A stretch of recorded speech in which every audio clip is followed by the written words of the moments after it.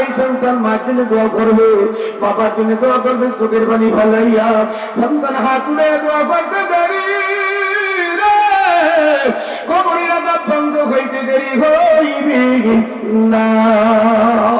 সন্তানের আলেম বানায় না, বদলা লইয়া কোরআন শরীফ পড়ায়। রোজার মাসে বললে গেলাম কোন সব পাইবে না, সব বুয়া, সব ফাও। টাকাইতে কোরআন পড়াইলে তো সব হয়। মানুষ বললে আগে কোরআন শরীফ পড়াইতে টাকাইতে। আমি পড়ছি ষোলো টাকা কি আছে না নাই? তাফসিরে মারিফুল কোরআন খোলেন, সব ভুয়া। আল্লাহর কোরআন সন্তান করে দোয়া করবে, আল্লাহ নবীকে কবরে আযাব বন্ধ হয়ে যাবে। বদলা লইয়া কোরআন পড়ায় মানুষ মনে, সারা জীবন কোরআনের সাথে সম্পর্ক নেই, সারা জীবন কোরআনের বিরোধিতা করছে, মরার পর এরপরে কোরআন শরীফ পড়াইতেছে বদলা লইয়া। কি আছে না? আছে না? বললে গেলাম কোরআন শরীফ যদি বদলা নিয়ে কোনো মৃত্যু ব্যক্তির জন্য পড়ায় কোনো ফায়দা হবে না। মৃত্যু ব্যক্তিকে জানাজা দিয়া, গোসল দিয়া, কবর দিয়া, ওই গোসল করাইয়া, ঘর করিয়া কিছু খাওয়াও যাবে না, নেওয়াও যাবে না। কিন্তু আমাদের দেশে উল্টো কথা বেশি করে, করে কি করে না? অথচ আল্লাহ রাসূল বলেছেন নব্বির কুবুর আমা তাতুম বিল কোরআন, কোরআন তিলাওয়াতের মাধ্যমে তোমরা কবরকে আলোকিত করে দাও। সুবহানাল্লাহ। সন্তান দোয়া করবে ডাইরেক্ট কবুল। তিন ব্যক্তির দোয়া কবুল হয়, মুস্তাজাবুদ দোয়া, সন্তানের জন্য বাপ মার দোয়া, বাপ মার জন্য সন্তানের দোয়া, মুসাফিরের দোয়া, মাজলুমের দোয়া ডাইরেক্ট কবুল হয়ে যায়। ধরে কোন সুবহানাল্লাহ। আর একটু জোরে বলে মায়ের দোয়া কবুল হয় কি হয় না? বাবার দোয়া কবুল হয়। পাকিস্তানের আব্দুল শুকুর রায়পুরি রহমাতুল্লাহ আলাইহি, বিশ্ববিখ্যাত আল্লাহর ওলি, আব্দুল শুকুর রায়পুরি রহমাতুল্লাহ আলাইহি পর রওনা দিয়েছে রাস্তা দিয়ে। দেখে এক যুবক রাস্তার কিনারায় বসা, সমস্ত শরীরে পোকা ধরতেছে, সমস্ত শরীরের মধ্যে পোকা ভিন ভিন ভিন ভিন করতেছে। আচ্ছা, মাহফিলের পরিবেশটা নষ্ট করে দিল। এটা একটা ড্রোন ক্যামেরা, স্যার স্যার ওদিকে তাকান, আমার দিকে তাকান। শোনে, ইমাম মালিক রহমাতুল্লাহ আলাইহি, আপনি সময় কম, ইমাম মালিক রহমাতুল্লাহ আলাইহি হাদিস পড়াইতেছে। হাদিস কি পড়াইতেছে? হাদিস। এমন অবস্থায় তার পায়ের মধ্যে একটা বিষাক্ত পোকায় কামড় দিয়েছে, চেহারা নীল হয়ে গেছে, চোখ দিয়ে পানি ঝরতেছে, কিন্তু কিতাব পড়া বন্ধ করে না। কিতাব পড়াইতেছে, জীবন যাইবে যাইবে পালা, এই অবস্থা হয়ে গেছে, চেহারা টোটাল কালো হয়ে গেছে। ইমাম মালিক রহমাতুল্লাহ আলাইহি তো কিতাব পড়ান শেষ হইল, হাদিস পরে ছাত্ররা বলতেছে হুজুর আপনার এই অবস্থা কেন? চোখ থেকে পানি পড়তেছে, চেহারা কালো হয়ে গেছে। বাবা আমার পায়ের মধ্যে একটা বিষাক্ত প্রাণী কামড় গেছে। হুজুর আগে বললেন না কেন? হাদিস পড়ান বন্ধ করলেন না কেন? শোনো, আমার জীবনের চাইতে নবীর হাদিসের দাম অনেক বেশি। আমি নবীর হাদিস বন্ধ করিয়ে যদি আমার এই পোকা সরাইতাম, কিয়ামতের ময়দানে নবী যখন জিতে আব্দুল মালিক আমার বাণীর চাইতে তোর জীবনের মূল্য বেশি, আমি কি জবাব দিতাম? আল্লাহ বলে আমার জীবনে যেটা আমার নবীর কথা, নবীর হাদিসের দাম অনেক বেশি। সুবহানাল্লাহ। ইমাম মালিক এত বড় ওলি এমনি হয় না, বিশ্ববিখ্যাত ওলি এমনি হয় আমলের দ্বারা। আর কোরআনের ওয়াজ হয়, সেখানে আমরা এদিক সেই ওদিক সেই পান সবাই কেউ চা খায়, কি কথা বল না? এরকম আছে না? এগুলো করবেন না, খুব খেয়ালের সাথে শুনবেন। তো ওই আব্দুল শুকুর রায়পুরি রহমাতুল্লাহ আলাইহি পাকিস্তানের অনেক বড় মাপের আলেম, যেমন বাংলাদেশে আমাদের চরমনার পীর সাহেব, শাসিনা পীর সাহেব, কায়সা হুজুর, ঠিক এই মানের আলেম আব্দুল শুকুর রায়পুরি রহমাতুল্লাহ আলাইহি। তো রাস্তার পাশ দিয়ে যাইতেছে, এক যুবক বসা, সমস্ত শরীরে পোকায় কামড়াইতেছে, দুর্গন্ধ, কাছে কেউ নাই। তো ওই যুবক ডাকতেছে হুজুর আপনি তো আব্দুল শুকুর রায়পুরি? জি। আমি 1 বছর এই জায়গায় বসে আছি, একটা বছর কোনো ঘুম নাই, তন্দ্রা নাই, শুধু আপনার অপেক্ষায় কখন আপনি আসবেন, আপনারে দেখার জন্য, আপনার কাছ থেকে দোয়া নেওয়ার জন্য আমি এই জায়গায় বসা। সুবহানাল্লাহ। হুজুর আপনি একটু দাঁড়ান, আমার কথা শোনেন। আল্লাহর ওলি বলে আমার হাতে সময় নাই, আমি অনেক ব্যস্ত। যুবক কেঁদে কেঁদে বলে হুজুর আমি ভিক্ষা চাওয়ার জন্য বসি নাই, আমি আপনার কাছে সাহায্য চাওয়ার জন্য বসি নাই, আমি বুঝেছি একটু দোয়া নেওয়ার জন্য। হুজুর একটু দাঁড়ান। আল্লাহর ওলি দাঁড়ায় গেল। ওই যুবক বলতেছে হুজুর আমার জীবনের একটু ঘটনা শোনেন। আমার ছোটবেলা আমার বাবা মারা গেছে, মা দ্বিতীয় স্বামীর ঘরে যায় নাই, মা দ্বিতীয় স্বামী গ্রহণ করে নাই, আমার নিয়ে মা জীবনটা কাটায়া দিছে। হুজুর বাবার অনেক সম্পদ ছিল হুজুর, আমি বন্ধু বান্ধবের সঙ্গে আড্ডা দিয়ে সম্পদগুলো নষ্ট করেছি। এই সমাজের বহু ছেলে আছে গাঁজা টানে, মদ খায়। এই মাত্র দেখিয়েছি প্রতি 6 জন একসাথে বইয়া মোনাজাতে মোবাইল চাপে। এই রাস্তাগুলোতে দেখিয়েছি। অপেক্ষায় থাকেন, ওরা 10 বছর পর ভিক্ষে করবে রাস্তাগুলো নিয়ে। এখন যেগুলো লেখাপড়া বাদ দিয়ে, বাপমার কথা বাদ দিয়ে মোবাইল চেপতে আছে, জামাতে মোবাইল চাপে, এগুলো 10 বছর পরই থাকে আল্লাহতে আল্লাহতে। না পারবে কাম করতে, না পারবে চাকরি করতে, পাশাও নাই, গালও নাই, চৌকো নাই, সব হয়েছে। 10 বছর পর ঘোরালেই বলবে নসিবিয়ার এদের আগে সামনে হবে। ফেরো যুবক, ফেরো, সময় আছে, ফেরো। জীবনটারে করো, জীবনটা সৌন্দর্য করো, সমাজকে কিছু উপহার দাও, বাপ মাকে খুশি করো। বাপ মায়ের দিকে কি স্ত্রীর তো দেখতে আসে না, বিয়ে করবেও চায় না, থাকবে কি গাঁজা খাইতে খাইতে সব শেষ। কথা বলবো গাঁজা টানতে টানতে সব শেষ। গেঁদা ভাই বলা কিশোর গ্যাং, এই কিশোর গ্যাং 35 ছেড়ে থাবা দিয়ে ধরতে পারে একজনের মুরব্বী গায়ে কিচ্ছু নেই, কিচ্ছু নেই। গাঁজা খাইতে খাইতে জোতার গান টানতে টানতে বেড়াকে পিছিয়ে বইয়া সব হয়েছে। তবে আমার এলাকার ছেলেরা ভালো, ওরা কিছু টানে না।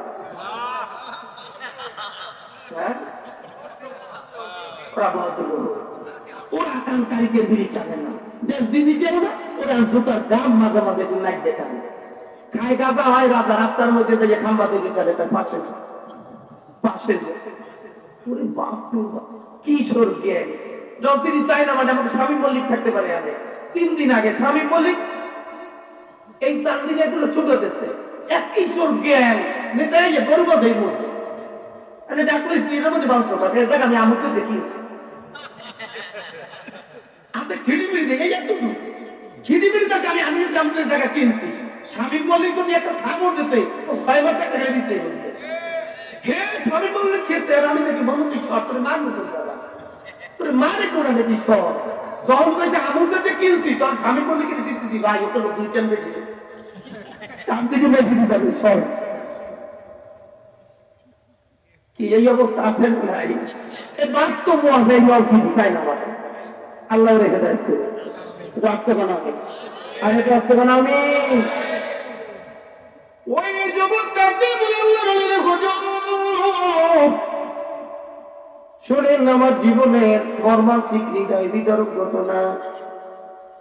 আমি প্রতিদিন মায়ের কাছ থেকে টাকা নিয়ে বন্ধু বান্ধবের সঙ্গে আড্ডা জমায়া দিতাম, নেশা পান করতাম, মদ পান করতাম। হুজুর গভীর রাত প্রতিদিন 8টা 9টা 10টায় বাড়ি ফিরতাম। মা আমার অপেক্ষা করতে করতে উঠানের মধ্যে দাঁড়িয়ে থাকতো। মা দুঃখিনী, আমি যে পথ দিয়ে আসি এই পথের দিকে তাকা প্রতিদিন রাত্রে উঠানে দাঁড়ায় দাঁড়ায় কান্দার বলতো, আল্লাহ স্বামী হারাইয়া এই কলিজার টুকরা সন্তানটা নিয়ে আসে আমার বুকে ফেরত দাও। খোদার মালিক, আমার সন্তান নিয়ে আমার দুঃখ খালি কইল না। সন্তান মাত্র 10টায় বাড়ি আসে, মা কপালে চুমো দিয়ে আদর করে বলে, বাবা রে রাত্র গভীর কেনি তুই এত রাত্র বাগিয়ে থাকো বাবা, কত ছেলেরা দুষ্ট করে মেরে ফেলে দিবে, আমি কি নিয়ে বাঁচবো, আমার বড় কষ্ট হয়, আর গভীর রাত্রে বাড়ি ফিরবা না। এরকম প্রতিদিন মা বুঝায়। হুজুর আমি যতক্ষণে বাড়ি না যাই মা ততক্ষণে খানা খায় না। একদিন ঘটনা করে হুজুর আমি আমার বন্ধু বান্ধবের সাথে আড্ডা জমাইয়া একটু মদ পান বেশি করেছি। অধিক মাত্রায় মদ পান করে মদের আড্ডাখানায় পড়িয়েছিলাম। রাত্র 12টা 1টা বেজে গেল। যখন আমার চেতনা বেরোলো, বন্ধু বান্ধব সব দূরে সরে গেল, কেউ নেই। আমি একটা মদের আড্ডাখানায় পড়ে আসি। ওইখান থেকে উঠিয়া হাঁটতে হাঁটতে বাড়ির দিকে রওনা দিলাম। আমার দুঃখিনী মা ওই দিন বড় পেরেশান হয়ে গেছে।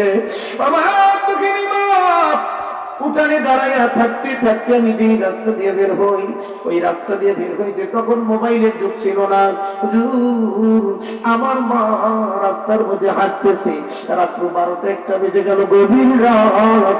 আমার মা চোখের পানি পড়তেছে, বিনায় বিনায় কান্দে, আর ডাক দিয়ে বলে, আল্লাহ গো, আমার সন্তান, আমার কলিজার টুকরা আমার বুকে ফেরা দাও।